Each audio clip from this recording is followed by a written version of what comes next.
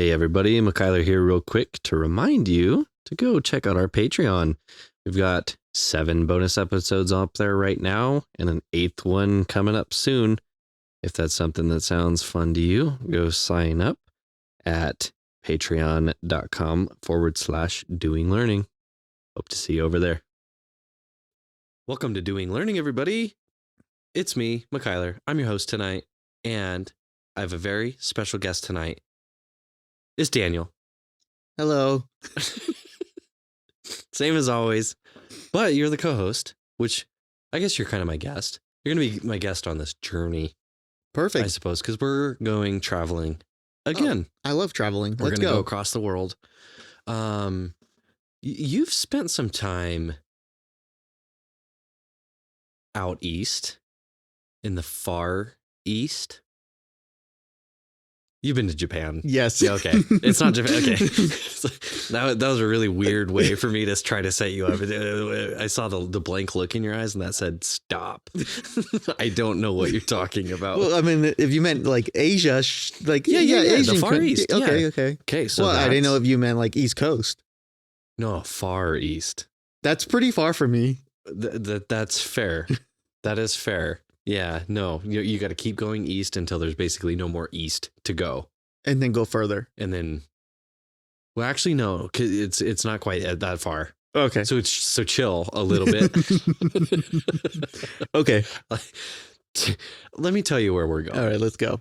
We're going to a little place called Singapore. I've heard of it. You've heard of it. I've heard of it. Yeah. Singapore. It's a jumping place nowadays. So let's figure out where we are first of all on planet Earth. We're in Singapore. We know that much. Okay. Right. Where's Singapore? We're actually not that far away from.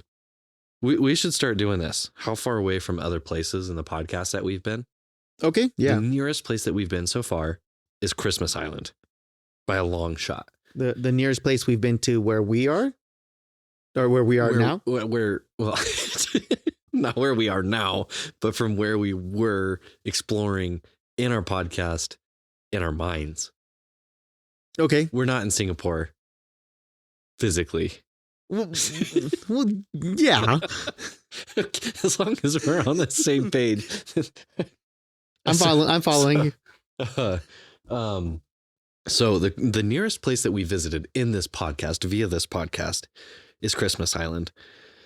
We are right at the southern tip of Malaysia, which is kind of near like the Philippines, New Guinea, kind of like I said, Christmas Island, that's owned by Australia. So Australia's kind of in the mix.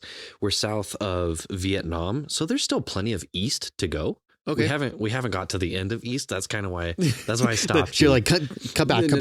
There is more east. We're not going to keep going. We're going to stop short of all the way east. So that's where we are. So why would we go to Singapore? That's a weird place, right? I mean, is it? They have that one place, the 3 towers. They do have the 3 towers. That's going to come into this. Okay. This is cool. Okay, cool. So you're familiar. Yeah. Let's slow down just a little bit. Okay. Let's talk about the structure.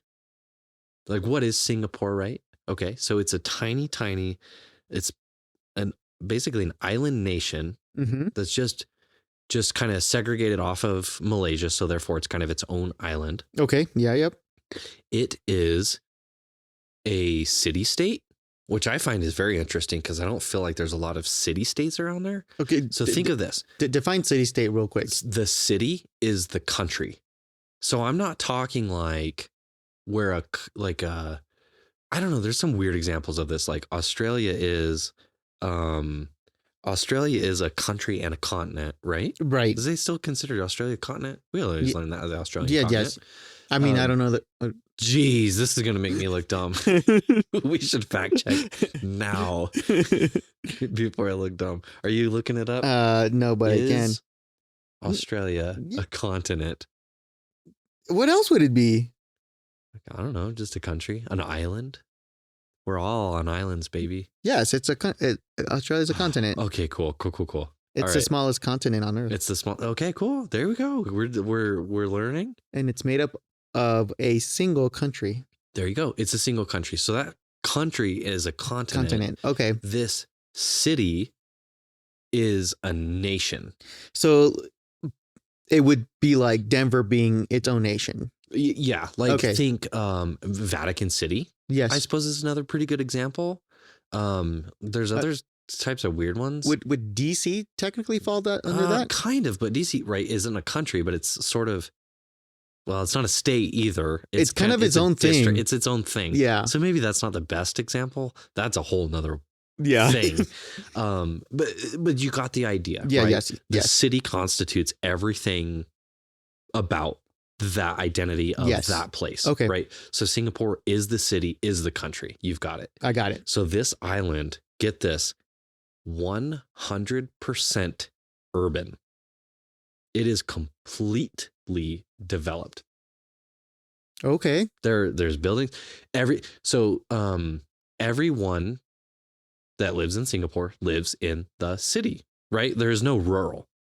It doesn't exist. Do you know how big the area? It is not very big. I think in comparison, it's probably on the order of like we could look into this too. We could do some quick comparisons too. Right. I think it's similar to New York City. Okay. Yeah, so I think it's similar to like New York City. I think it's bigger than Denver. Yeah. It's like San Francisco, New York City, kind of that Gotcha. size. So pretty decent, Yeah. but still, that's the entire country.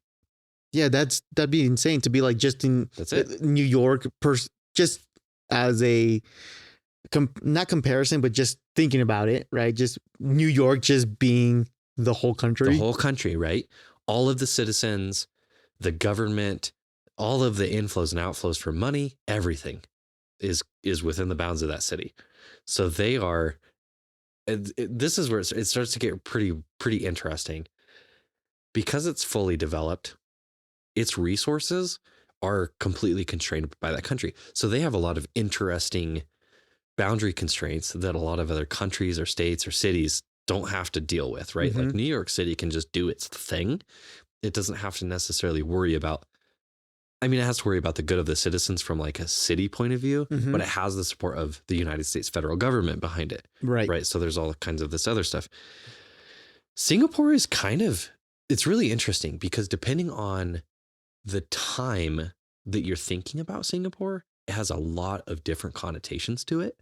So back in it really kind of started to blow up in about the 60s. Before that, Singapore was kind of chaotic, Mhm. lawless. It was a shipping port more than anything. It was still a big city, Yeah. but it was just a shipping port, and that was kind of it.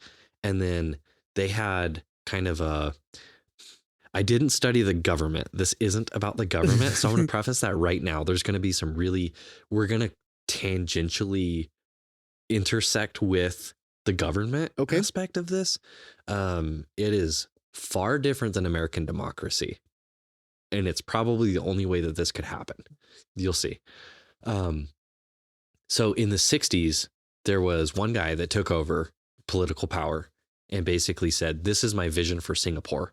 And from then, it's completely gone off in this one direction.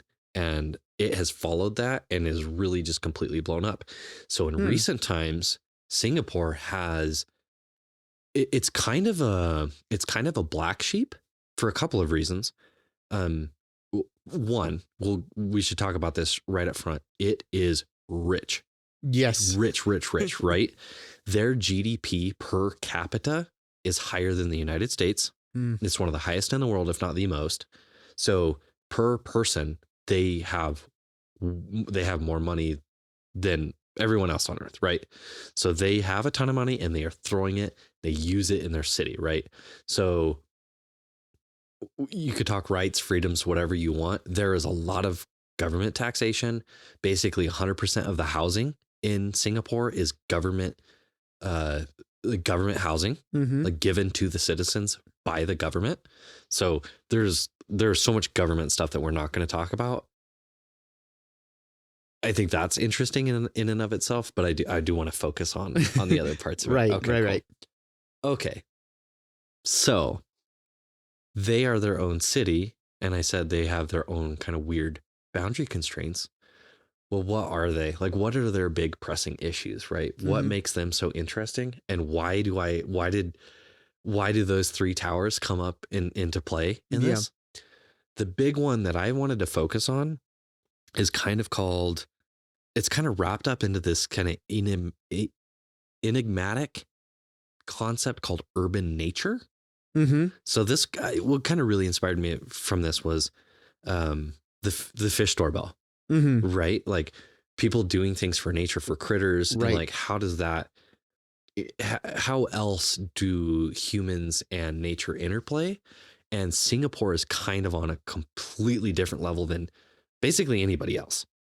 So the biggest thing that they have to deal with is it's hot there. It is hot there. So they are a fully developed city, almost right on the equator. So it's hot and is hot all the time, right? So their average temperature all year round is like well over 90 degrees Fahrenheit. So it's hot. It's hot all the time. And they've looked at it and they've been getting hotter faster than anywhere on the planet because of their urban development, right? So if everyone else's average temperatures are going up, theirs is going up twice as fast. So they're like, this is completely not sustainable because they're 100% developed. Yeah. All they are is concrete and asphalt and buildings and shipyards, like all of that stuff, right? It's done. So they're like, we can't do this. So they noticed this all the way back in like the 60s. They kind of saw this coming. The guy that took over, he named the city the Garden City. And that was his vision for Singapore. So this has really started to explode in recent years. So one of the here's a couple of really interesting facts before we start getting into maybe some specifics. Okay. Here's just a little factoid. Singapore has a fully developed, 100% developed urban area, has more trees than people.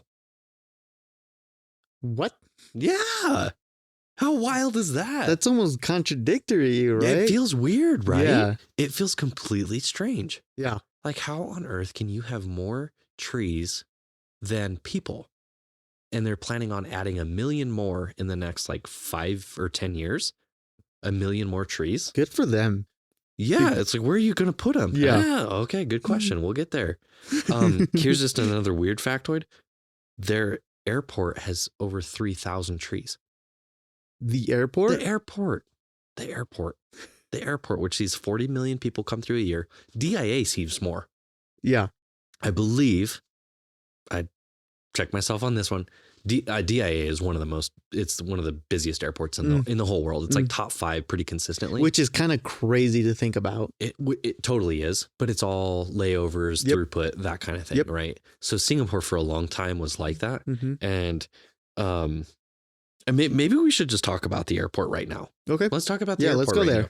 Let's go there. Because it is an architectural piece of art. I mean, it is amazing.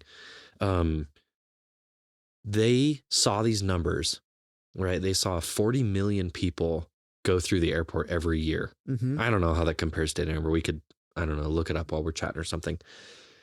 And only maybe like 25% to a third of them were coming there for Singapore.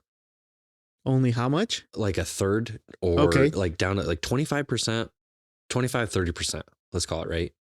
Only that many people were actually coming for Singapore or staying there longer than like, a couple hour layover or something like that, right? So they looked at that and they said, well, how can we get people to stay, right? Yeah. How can we let's make the town the city more interesting. And then let's make this airport just wicked, right? Let's make this an attraction and say, if the airport's this good, what else is there, right? That's kind of the thought, right? Yeah, that's a good thought. So they spent, I can't remember the number. They spent $2 billion on the main structure of their airport, which was pretty much already built. They built, they call it the Jewel. Okay. And you've seen this. I know you've seen this. I'm sure gonna show I have. You a picture. This is the inside. This is the main kind of terminal area of the airport. Oh, yep. I've definitely seen You've that. definitely seen that, right? Yeah. So it's this really, really cool dome-like. It's actually toroidal in shape. That's the geometric term, with an offset center. So it's really, really wonky. I just imagine the engineers on this being like, "Are you kidding me?" It's like there's a couple of places where the architects went out over the engineers. This is one of them where the engineers just have to figure it out. The other one that comes to mind all the time is in college. There was a staircase where the stairs were about half as tall as they should be. And so you had to take like twice as many steps to go up. It was awful. And you're just like, it looks cool, awful to use. So nobody used the stairs. It's like at an engineering school. It's like, we're going to notice. Yeah, for sure. So it makes me laugh. By the way, Denver sees about in 2024 saw about 82.3 million passengers. So they're seeing, so these numbers did change. So like the 40 million from Singapore. So Denver's seeing more, and they're like, no way, we're gonna capture this. Whatever. Yeah. Their numbers went up once they built this to like 50, 60 million, like within 6 months. Oh, like it just boom. Yeah, It worked. Right. Like if you're gonna be, How cool is that? So, okay. So I should finish explaining the picture. We'll post the picture, of course. This toroidal shape with an offset center, right? They pump water up on the top, and it all pours out through this like conical waterfall. Beautiful. It's the largest indoor waterfall in the world. That feels pretty niche. Yeah. I don't know of any other indoor waterfalls. So it's like, is there? It might also be the shortest because it's the only one. I'm sure Vegas has something. Yeah, good. that's true. Yeah, Vegas probably has several. Yeah. That's very true. It's the tallest indoor waterfall. It's enormous. The train runs through it right next to the water. That's actually why the center is offset. Is because they built it on top of the previously existing infrastructure, right? And where the center of that the dome, the toroid is right over top of the train. So they're like, of course, right? We're not going to move the train because when they built this, the airport never shut down, never did anything. They just built right around everything, and so. Yeah, so there's a train running right through the middle of it too, and there are over 3,000 trees in this airport, which I think is just insane. It's so cool. A couple of interesting things, because here's where it starts to tie into the rest of the town. All right, finally getting to my point, 20 minutes in, is how this architecture is built kind of with nature in mind, and not necessarily from like a in the most offensive term I can think of, like a granola kind of way, like a more like a truly symbiotic kind of way, right? Not doing it for the sake of doing it, but like doing it with some amount of like, this is as good as we can get for nature, and this is how we can use it, and this is how we can kind of stay out of its way. Yes. So I think it's a pretty neat balance. There are some other things that they admit to when they're doing this, because a lot of the reasons they're doing this stuff, I told you the temperature is going up, whatever, right? I'll say the words, right? They're doing it for climate change reasons, right? So that's what they're targeting. They're like, we don't have any time to mess around about talking about it or debating it. This is what we're going to do. Yeah. Because this is the data. This is what we see. This is how we're going to respond to it. It's not how other places need to or have to respond. This is how they're chose to do it. So that is what it is, right? So how do these buildings exist with nature? It's got an open roof that's a dome. When it rains, which it does there a lot, they have a whole bunch of sensors and other kind of smart things, because this whole thing is just on a recycling loop. So the waterfall is just going. The pumps meter themselves for when it's raining. They pump less water. Right. So they're using less water, and they just use the water, and they recycle. They use the rainwater, and they just keep their cycles nice and steady. So it's always the same. Even when it's raining, they turn things off. They use less water. They're doing all that kind of stuff, which is really neat. It's all glass. So it's like a webbed steel structure with glass panels all around the outside. The whole middle of it is completely just suspended. It's a tension structure. So once you get to like the round part of that dome, that's the only thing holding it up other than itself. So with all the weight of the water and the weight of itself, that's pretty neat. Yeah, for sure. So they threw $2 billion at this.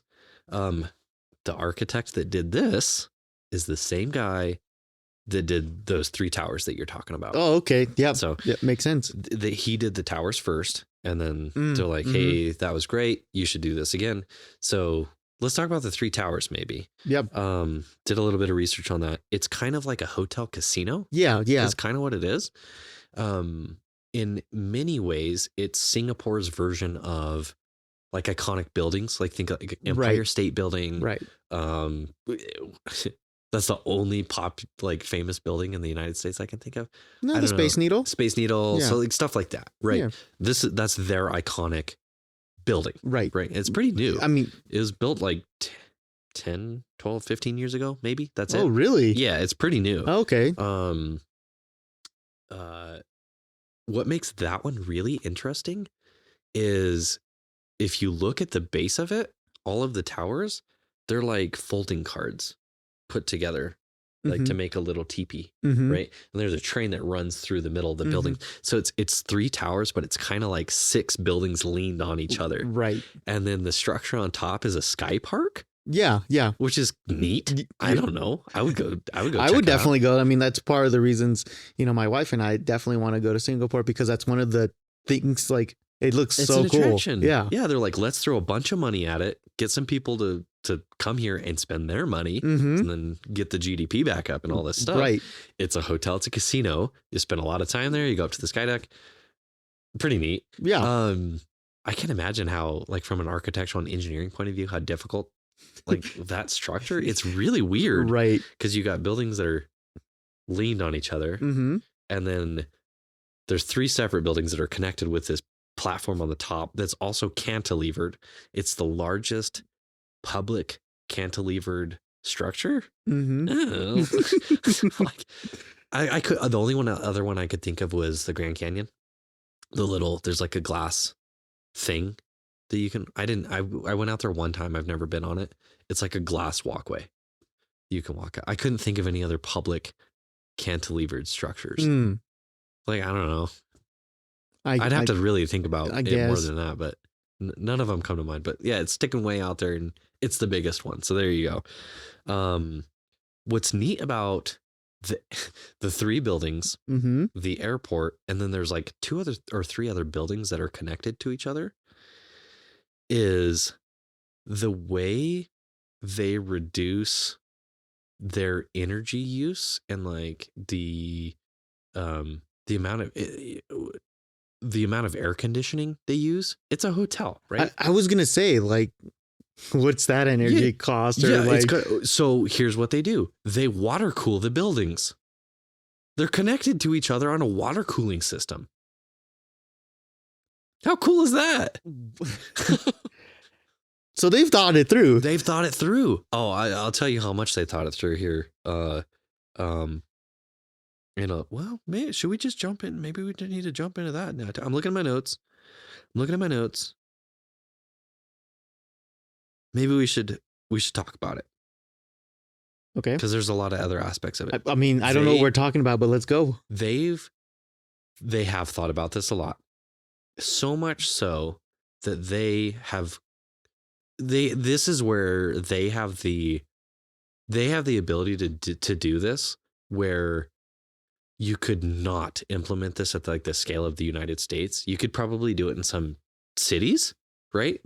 Okay. And because they're only a city, they're pretty small, they can afford to do this.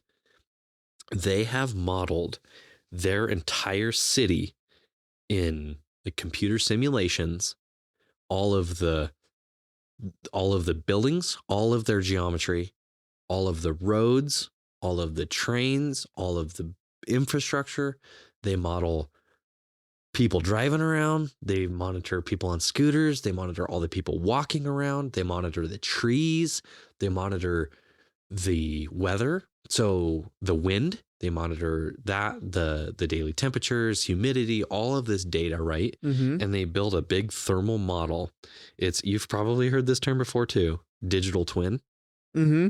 They have built a digital twin of their city, their whole city, and they run thermal analysis on the whole city to figure out how everything interplays with each other. So That's truly insane. yeah, I'm just trying to think of like I there's probably tolerances, right? Like you're not gonna you're not gonna count for every little single thing, but if you truly want to capture a good representation that's accurate, that's a lot of work. And I think they've kind of just, it's almost like they've lucked into it. If they were any bigger, they couldn't do it. Right. If they're any smaller, they wouldn't have the money to do it. Right. Like that's kind of, or they might not even have the problems anyway. They wouldn't be able to support the population. I don't know, things like that. But they're kind of the right size to where, yeah, they can model everything. They can, the things that they want to put in. So they're saying like, we want to put in there's 3 towers. I don't know what they're called. We'll post it. They want to build those. Okay. What impact is that going to have on the rest of the city's thermal footprint? Right. So they can model, well, you might put these towers in, and if you build it in this way, it's going to block the prevailing winds. And this area of the town is going to get way hotter. You're going to spend way more money to cool it down. You're going to have less people there to spend money on shopping and eating and that kind of stuff. They take a look at that kind of thing. So they say, we don't like that. Let's build a building like this. They have those kind of options, or let's link them together and water cool them. So that way the footprint of the building itself isn't contributing to the heat of the areas around it. Right. So I'm guessing like permits to build. Oh my gosh. I can only imagine how difficult they are. Again, this is tangentially related to the government stuff. This is 100% government driven activity, right? They've got their thumb on everything. Yeah. Right. You're sacrificing whatever benefits that you might have in other places for, that's where they're going to be spending their money. Right. So that's where all of this stuff is going. You can see the developments happen, right? I'm not even going to get it. There's probably corruption. There's all kinds of stuff I did not research. No. It like you said, it's a whole topic maybe by itself. That's probably a whole topic by itself. I'm not going to get into the how good is their government and how nice are their rulers and like, would I rather be an American or from Singapore? Like, that's not what I'm talking about at all. Yeah. I'm talking about how neat it is that they engineer the whole city and they think about things. Because you drive around some roads down here, Daniel, and you kind of get the impression that nobody's bothered to give it a single thought. Nope. Right? Like, and it's frustrating. Oh, 100%. But not in Singapore. Before they put any building in, they fully model it and determine its impact and then change the design if they need to. You know what's blowing my mind right now? It's like, I know we've moved on from the airport, but trees grow, dude. Yes, they do. How do you mitigate that? Well, that is a great question. And you should ask that question to the rest of the city, because you're just like leading me right. This is great. You're such a good co-host. They passed a law. So this is way more than just the airport. They passed a law that requires, when you're going to build something there, you replace 1-to-1 or better the green footprint that you took up. So if you took up an acre of land to build the footprint of your building, you are required to replace it 1-to-1 or better. How does that work? You end up, we'll just cut to the chase. You end up, so the first thing you might think is put some plants on top. Yeah. That's a good idea. Yeah, that's one. You can also put plants all over the sides. Like you can have portions of the building that are open that are more like a park. Like some of the buildings they have there are completely wild. And it's really interesting how this ends up helping, because it's kind of it's a beneficial constraint on the builders. It's far more difficult than just throwing a building up, right?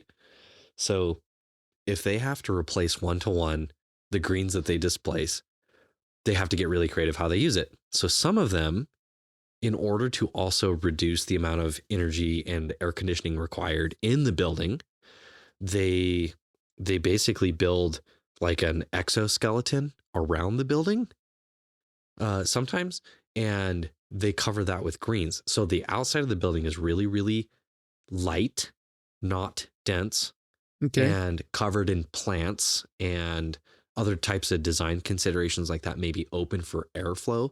So you have this kind of thermal shield around your building where that you're basically self-shading the building with the plants around it, so that the core of the building, like concrete, steel, all of that stuff that gets hot and stays hot, doesn't get hot. That makes sense. Doesn't stay hot. That makes sense. Kind of like my home here. Like, dude, we have those 2 big trees right in front. Exactly. And it stays so cool. We don't even have to use that much AC. Yeah, that makes sense. Exactly. And so they're just thinking about that on such a big scale. So we're talking skyscrapers. We're talking every sidewalk in the town is built very, very specifically to control the winds, control the shade, and kind of use nature and manipulate it in a way that really, really, really benefits people. Right. The kind of the neat thing though is, and I probably won't dwell too much on it, is when they started doing this, all the animals started coming back. So like in apartment complexes, they'll have like 10, 15 species of mammals. They'll have like hundreds of species of birds that are living in an apartment complex because it's a jungle. I mean, it's so a forest. Sick, yeah. The whole thing is, it's all, it's designed to be like nature, but you're still in the city. Right. I mean, which, just a little side note. Side it up. Have you seen that building here in Denver? That exactly. That I don't know how it's going. I mean, I think it caught a lot of flack. Yeah, I mean, I'm looking at I think this is yeah. It's got like a big crack in the side. And the concept of it. Yeah, they're gonna have some trees going. That's exactly it. Yeah. And now I won't say that's I just lied. That's not exactly it. That's right. The idea. Yeah, right? that's what I was thinking. Because like, obviously, it's hard to imagine besides the big attractions like the airport or those 3 towers, right? That are kind of iconic that you can think of. But if you were to think like everyday structures, like walking down the street, the first thing I thought about was this building that they're building here. I'm like, okay, I can see the concept. I can see like where they're designing things where nature and, man-made stuff coexist. Yes, exactly. And like what we have to deal with is so different from what like they have to deal with in Singapore. So like the building that you're looking at, all the trees are kind of internal. Yeah. Like there's a crack in it and it's internal. In Singapore, they're going to be on the outside because they're serving a very specific purpose. In Colorado, I mean, the summers get warm. Yeah. But it's not that bad. It's not really unbearable. Not and most of the year's kind of cold anyway, right? Pretty temperate, but it's not like Singapore. It's over 90 degrees every single day.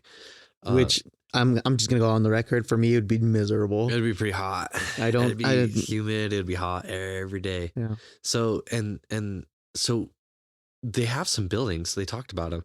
Like one of their universities, I think, or something, just recently built a building that doesn't use air conditioning, and it never gets over. I mean, it sounds hot for inside, but like it never gets over like 75, 80 degrees inside it. I mean, that's tolerable. When you're talking 90 degrees and you take a couple of steps into the building, 20 degrees cooler. Yeah, it's like, that's fine. Yeah, you're like instantly, even if it's 10 degrees cooler, you're just like, oh my gosh. Instantly. So it's all shaded. Yep. It's all water cooled because the whole city does that you'll see that concept again and again where they cool themselves down using water. Another way they do that is the whole city has a bunch of canals in it. And they made a decision early on because they've got 17 reservoirs for the country. They decided early on they weren't going to bury all the piping, that they were going to go external canals. And that has helped them in 2 ways. Is one, there's critters that live in it, which is kind of cool. Yep. So they got like sea otters and stuff that live in the city canals. Pretty neat. And then 2, those act as thermal barriers too. So if you have water sitting right outside the building, it will keep the building cooler. So it's just all thermal buffers on all of the hot air coming in or the sun beating down. Like that water is going to absorb a lot of heat and shunt it away from the buildings and away from the city. It's pretty clever. That's pretty neat. So I don't know. I think it's really interesting that the city has identified a problem Right. The country has kind of identified a problem, and they found really specific ways to deal with it. And they're not like shying away from like spending money to fix problems. Mm-hmm. Is pretty interesting. One thing that we have not talked about is their clever use of. Okay, so I mentioned it earlier, and to come back to it is kind of that nice balance between coexisting with nature in a way that is still, it's human centric, right? Like, what are we going to get out of nature, but doing it in a respectful way, right? That maintains nature as it kind of should be, is how they use energy, right? We've kind of danced around it all night. It's like, okay, what about like renewable energy and this and that or whatever? Like, how do they, when they were in the 60s and like when they were a trading port, they still are a major importer, exporter. I guess they'd be more of an importer. They're like there's a huge oil refinery, like right off the city. Okay. Right. So they're trading oil like crazy, oil and natural gas. So they've looked at all of their numbers, and they have completely acknowledged the fact that they cannot go completely renewable. Okay. Right. Which feels kind of like, a place that's this government driven, right, and that focused on kind of a nature thing, to not just be like, we're going to just not use oil ever again. We're not going to use natural gas ever again by whatever date. They've done some of that, but they have come to the understanding that there is a limit to what that they can possibly do. So they know that they will always be importing natural gas. That's kind of unavoidable. Yeah. So they're like, okay, cool. If we're going to be importing natural gas, wouldn't it be in ours and kind of everyone else's, I suppose, best interest to reduce that as much as we can? So that's kind of the question they asked, right? Like, if it's going to be a number, let's make that number small. Yeah. Let's try to make that number small. Of course. So, okay, let's look at renewables. This is where it gets kind of odd for me. Is what are the top two that you think of when you think of renewables for Singapore? Like, what do you think would be a good idea? I mean, sun, right? Sun. Possibly wind. You are wrong about wind. How weird is that? The wind hardly blows there. Like, it does a little bit, but not enough to be sustainable for wind. Are you serious? Yeah. Huh. Yeah. That shocked me. I mean, I guess you also need a lot of land for wind turbines. You do need a lot of land. Yeah, they're kind of an inefficient renewable. I don't know. That's gonna. Yeah. I hear the mob forming outside my house. They kill birds too. So there you go. We're just gonna trash on wind energy tonight. It is not a reliable source of renewables for Singapore. Let me give me one more shot. Yeah. Renewable. Waves. That's a pretty decent one. Okay. They did talk about that. I think they do it in as much as they can, because it would have to be tidal. Yeah. Because there's not a lot of other capacity for hydroelectric stuff. Right. So they have 17 reservoirs, but they're not situated in a way that you can make like a dam, like a big hydroelectric dam that would be worth anything. I could see waves being there. Didn't see it come up a lot, so I'm sure it's there, just not like it's not huge. Gotcha. And yeah, they definitely don't have major hydroelectric dams or anything like that. Good idea though. So that leaves the last one, solar. Solar is by far their biggest renewable. And they reached capacity on, because what's everyone say when you first say put solar up? They're going to say battery. Well, battery is one thing. It's a city full of people, so they're using it pretty quick. So I don't think storage is necessarily the problem. But where do you put it? Everywhere. Well, on top of buildings. On top of buildings. That's number one, right? And then everyone else always says like out in the field where nobody cares about it or something like that, right? Like where in Singapore? Great question. Great question. So they basically capped out their surface area on the tops of buildings Mhm. long ago. Right. And that's a given. Understandable. If you're going to build a building, like you're going to put the trees on the outside and you're going to put solar on the top. Yeah. Okay. Right. And it's not going to go the other way because the incident angle of the sun matters a lot. So you're not going to put solar panels on the side. Mm-hmm. Okay. Let's establish that. Where else could you put them? This is super clever. This is super clever. They put them floating on top of their reservoirs. I need to see that. I mean, it just looks like, let's type this in. Like, yeah, they're just like big, like a big solar panels floating. It's kind of exactly what you think it would look like. I mean, is what it looks like. Obviously, there's mitigation for like water damaging. Yeah, they're like on floats and they're isolated and all of that stuff. And I'm sure it's kind of a pain to maintain. Right. Let's call it Singapore floating solar farm. Let's look up some images. It's exactly what you think it would be. Oh, yeah. They're big groups of floating solar panels. I mean, it's pretty straightforward. I mean, they're big. I mean, like, they're a lot, right? See, that's what I was like, are they a bunch of small ones? But no, they're huge. They're pretty big. They're huge. So why is this so clever? Why do I think this is so neat? So you're using surface area that otherwise wouldn't be very useful. Yeah.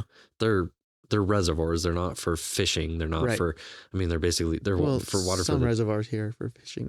Yeah. Recreationally, right? That's not why the government is maintaining these in Singapore, at least. Same for here. They're drinking water, right? That's what it is. Mm-hmm.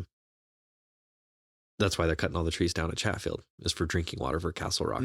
Don't know if you knew that. I did not know. That's another little tidbit. Doing you guys some learning. Oh, you just learned. So at least locally. yeah. It was really fun to watch them. They helicopter. It really was. Helicopter cut them all out, which seemed expensive. It was like a month of helicopter. Oh my gosh, tree cutting. The coolest things I've seen on that Chatfield is the cutting the trees down. Yep. And two, when we had the close calls, the fires. Yeah, the water scooper. Yeah, just getting him and just that was cool. That was awesome. We were together, weren't we? Yes. We saw that together. Yeah, we did. Pulled over like. Yeah. So that was cool. So these guys, they took their reservoirs and they're like, okay, we're not hardly using them for anything else. Let's just use the surface area to generate power. Mm-hmm. Cool. The other huge benefit you get out of it, and the only other place I've really seen this, because I think it's a common problem, it's hot there, it's sunny. What happens to the water in the reservoirs? It evaporates. Yeah. Right? Yeah. That sucks. The one thing that sucks, right? Well, if you put a bunch of solar panels on it, guess what doesn't happen as much? It doesn't evaporate as much. Oh my gosh, it's a reduction of heat penetrating the water. Oh my gosh. How that's smart. Even if that is smart. Even if 10% is lost and goes to the water, 90% is the energy going to you. Yep. Oh my gosh. Exactly. So they put a whole bunch of solar panels up here, and it's enough to power, like for I don't know what the numbers are, how they work out their metrics, but it's like, I don't know, something like 50,000 residences or something are powered off of like one reservoir. That's and they have how many again? How many reservoirs? 17. 17. So not all of them have solar panels because they're all kind of different shapes. Right. There's other reasons why it wouldn't work. Mm-hmm. So they're not just slapping solar panels on everything, right? Like they're being really calculated about it. I think they said like this year and next year, there's going to be 4 of them that will have solar panels on them. So it's definitely not even close to all of them, but it's just an area that they're like, we can solve a lot of problems by building some infrastructure and then maintaining the infrastructure. So there's a crew of people that go around and they work on them, they deal with them. This is what I think is really interesting about these solar farms is you're at the equator. You're a little bit north, actually. What would you guess the angle of these solar panels to be, like in relation to like flat? You're at the equator. Right. 12 degrees tilt. I mean, not very much, you're right? You're a little extra, actually. So, my first thought was put them flat, because if it's the equator, the sun comes directly above you, right? Most of the time, Most like of pretty yeah. basic, so that's going to be a pretty good spot. And maybe I'm thinking about like the cosmic alignment of everything a little bit wrong. But like we're in the northern hemisphere and the sun is to our south. Right. Yep. Basically always, except for like peak summer. Yeah. It gets pretty close to above us. Singapore is different, right? It's right on the equator, so it's almost always kind of right above them or a little bit south. They tilt them 5 degrees north, which would be away from the sun. So they're actually taking a hit on their efficiency. And the reason they do that is because that allows all of the rest of the prevailing winds and the ocean breezes and stuff to come in and cool the solar panels down. So it's actually an optimized system. God. So they're not just taking all of the power into because if they went flat, they would get more energy output from the right. They would convert more photons into usable energy, but then they would get hotter, and that would increase, or it wouldn't help as much, the evaporative control. So they angle them a little bit away to keep things cool so that they're getting really good energy and good evaporative control. Wow. That's clever. Yeah. That's a lot of thought. Yeah, That's sure. pretty neat. Yeah. And yeah, so I don't know. I told you a number too. I don't know how many people live in Singapore. Oh, I don't think you did. We haven't talked about that. No. So I said something like 50,000. They say 50,000 flats. Flats must be like, I mean, right? It's like their apartment, right? Because it's all government housing, and so there's not like homes in Singapore. It's all high-rise apartments. The whole thing.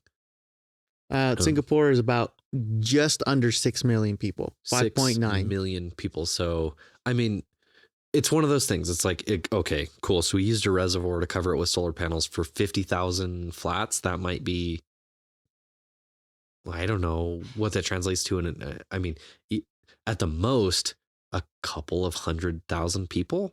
That's a far cry from everybody in Singapore. Right. But they're gaining all of their efficiencies where they can. And I think that's pretty interesting. Yeah. So the whole part of this that, of course, that you might think of first is how much money are you paying to help out X% of the population? Like, is it really worth that in terms of taxes? Again, I don't care. Not today. I just think it's cool that they sat down, they looked at the wind, they looked at how the sun shines, they looked at, where they've got water and how they can use water and just use all the things around them to build an optimized system. As an engineer, I think that's pretty neat. Yeah. So Singapore, I mean, I'm kind of getting to the tail end of all of the neatness of the urban nature, all of that engineering. I think it's going to be a place to keep your eye on. It sounds like it's already on your list. Oh yeah, it's definitely, especially so. Despite like all the engineering stuff, because I think that's amazing. That's so sick. There's so much I didn't even know. Like, what do I not know about Singapore, Daniel? You've looked at it from a completely different lens than I have. Yeah. I think it's really cool that they have. I'm sure you've heard of it, like the food trucks. No, there's a huge like area, concentrated area, a bunch of food trucks. That's not the special thing, because there's food trucks everywhere. I was going to say, you're going to go to Singapore for food trucks? These food trucks, some of these food trucks have Michelin stars, dude. That's awesome. So it's like one of the only places on earth where food trucks have Michelin stars. You know what? I would love to give that a go. There is something gnawing at me, Daniel. Food trucks are expensive already for like, food truck food. What is a Michelin star? Like, what kind of food? It's just so. All these food trucks, every single family has perfected one dish. So you go to these food trucks to get different foods from different trucks, but that you're going to get the most authentic, the most delicious, the most, perfected dish out of that truck. I like the over specialization. Yeah. That's really neat. Have you ever had a Michelin star meal? I have never. I've never done it. So I have no comparison. Maybe I should. Maybe you should before you go. And then just to not, would that be helpful or would it ruin it?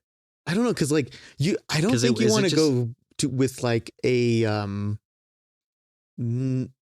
with a clean palate, because then you're going to be like, maybe the experience and just being there be like, oh yeah, this deserves a Michelin star. Right. Cause it's unique and fun. And yeah. But I don't know. I don't know if I want to. Because my fear would be I'd try Michelin star food. I'd be like, oh, okay, that's pretty good. You go there and you eat it and you're like, that was food truck food. Dang it. You know what I mean? That was food truck spaghetti. What did I really think was going to happen? I just think it would be awesome just to try, because I know passed down recipes, right, can be perfected and be just delicious. Like, oh, my grandma made this and she taught me how to make this. And now I make it the exact same way, or maybe like we've made it better. Like sometimes you miss out on that when it comes to massively producing it. But when you're just one food. Yeah. I can see that. I pulled up while you're talking here too some costs. Okay. Just of what the internet just pulled up. Right. From my one little tiny search. What? Oh, hang on. Huh. Okay. Somebody's lying to me. Okay. I'm pretty sure somebody's lying to me, because here's what I'm looking at. Okay. A lot of them like $10 to $25 for gourmet tacos, ramen, burgers. Okay. That doesn't seem pretty. No, that's like what stuff costs here. Right. For food truck food. Yeah. With my air quotes. Some of the fancier combo meals, premium ingredients like Wagyu, truffle, stuff like that, $25 to $50, which is maybe closer to what I was expecting. Yeah. Some can be like over $50. Let's see. No. Okay, this one. See this. Listen to this. This guy got a Michelin star for his soy sauce chicken rice. When it was a street stall, a meal cost around $2. It don't cost $2 now. I can guarantee you that, Daniel. But some of these other ones say like a taco costs $5 to $7. A Michelin starred chef, or a burger. I don't know. Whatever. I don't believe it. I don't believe it for a second. You can't spend less than like $20 a person at a food truck. No. That's like their biggest downfall, because they're pretty good otherwise. I kind of like them. Yeah. They're fun and they're kitschy, and you get to go do a different thing. And for sure. It's all greasy and grimy and cool and fun. But not that I don't think about costs, but I think if it's something that you specifically go for. Sure. Yeah. If it's part of your trip plan, right, you budget for it. Why not do it? Yeah. And I'm sure you saw me like scrolling through my phone in the beginning of the conversation. It's not because I was ignoring you. I know. I was trying to find this comic strip that I took a picture of when I was in Japan. We were staying at Airbnb-esque thing, right? Sure. And they had a little section to make yourself some coffee, kind of look out the window. It was like a little bar area. Okay. I think it was second story. So we would wake up pretty early. Sure. So the sun's coming up. I'm taking my little coffee. I love that on vacation. Mm-hmm. Oh. And then I look out the window and they have a bunch of comic strips, right? On the window of the B&B? Yeah. Okay. And it's not like a house B&B. It's like the like the pods. That you see. Yeah. But this one's like a more they build it in a house, so they have big pods. Most pods okay. Most pods you go in, it's a building, you go in to sleep, you don't do anything else. Yeah. Males go one way, females go the other way. Okay. It's just a hotel for sleeping. Okay. But this Airbnb, it was more like family pods. So like I could sleep with my wife. Okay. In the same pod, but is there like stuff outside the pod that's there's another area? There's a common room with because like the room that had all the pods, I think there were like 6 to 8 pods with like different couples all around. But we were in this common area. Okay. Yeah, I loved it, dude. I love the experience. It's so different. But I look up at the comics and some of them I can't read, obviously, but one of them that caught my eye that made me laugh, and I'm tying it back to Singapore. Okay.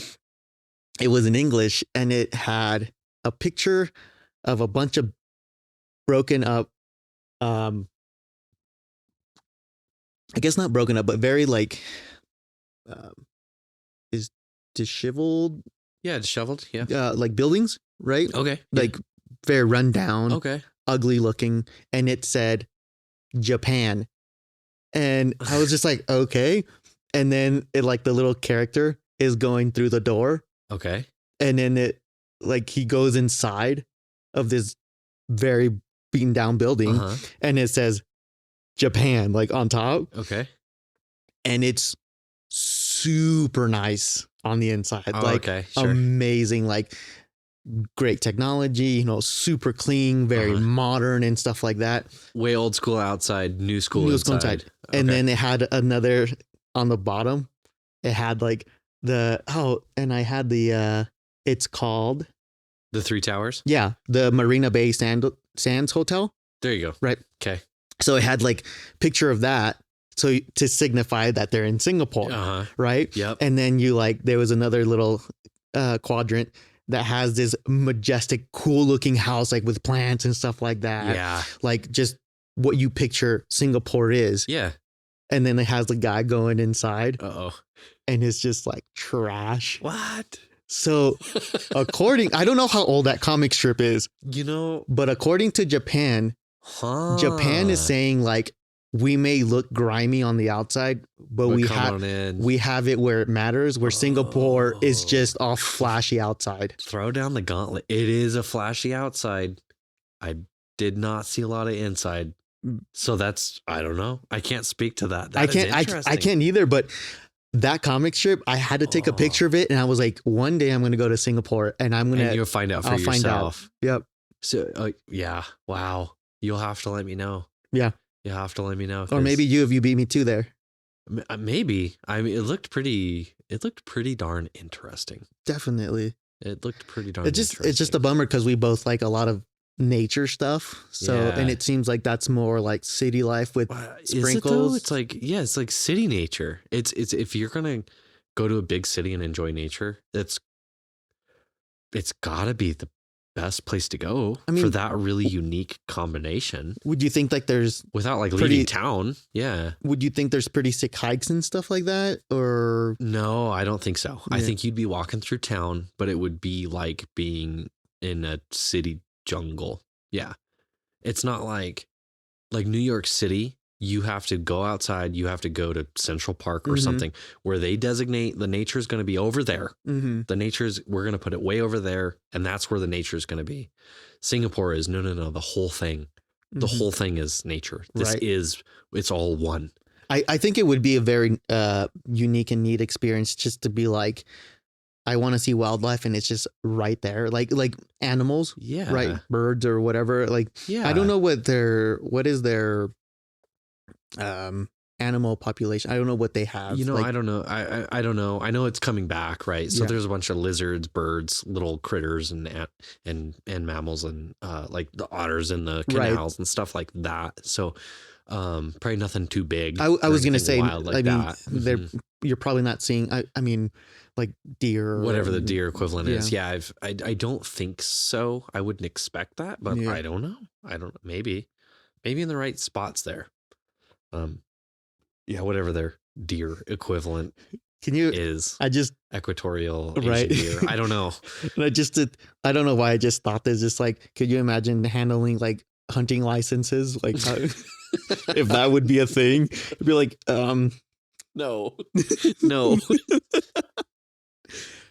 But if you had to manage that, that would be insane. What a nightmare.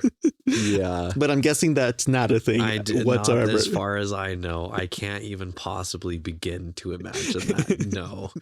Oh my gosh. Oh man, Daniel. Yeah. Well, yeah. Well, on that really confusing thought, I think maybe we ought to tidy up here. Yeah. You'll have to let me know if you ever go to Singapore, what you think of it. Definitely. What the inside of the buildings look like. Yeah. Because I can only tell you what the outside looks like. I'll live stream it to you. videos. So, do you want to do some social plugs? Yeah. Guys, our Instagram is looking a little lonely with only 30 followers, which is fine. I appreciate every single one of you that has followed thus far in this journey, but it is the best place to know what we're up to. If you want to get little hints of what the next episode is the best place to do it. We try to tease a little bit beforehand. I love your little hints, Daniel. I'm glad somebody does. I love it. I look every week. But yeah, we're trying to be a little more active there. We'll be throwing some fun facts on Friday, or just little tidbits on Monday. Tidbit Mondays. Rolls off the tongue. So if you want to give us a follow and just support, that's Doing Learning Pod on Instagram. Or if you want to buy us a coffee, you think we're doing something cool. I love coffee, Daniel. Oh, I do too. I mean, today alone, I think I drank like 4 or 5 cappuccinos and 2 espressos. Wow. Yeah. It was there, man. It was there. It was free. You got to. But if you want to buy us a coffee, go ahead and drop us, little coffee at coffee.com/doing learning. That's ko-fi.com/doing learning. Or if you want to be a little more supportive, we do have a Patreon, patreon.com/doing learning. We are, honest to God, doing our best. We're going to do it. Doing our best to get that filled up for you guys. We have a lot in the works. We're constantly shooting off ideas, and they will make their way there. And if you want to know before everybody, get it before everybody, or get more than everybody. Ooh, yeah. Exclusivity. Yep. It'll be right there in our Patreon. Yep. So we'll see you there. We had fun tonight. We'll see you next week. And remember, don't take our word for it. Do your own research. Stay curious.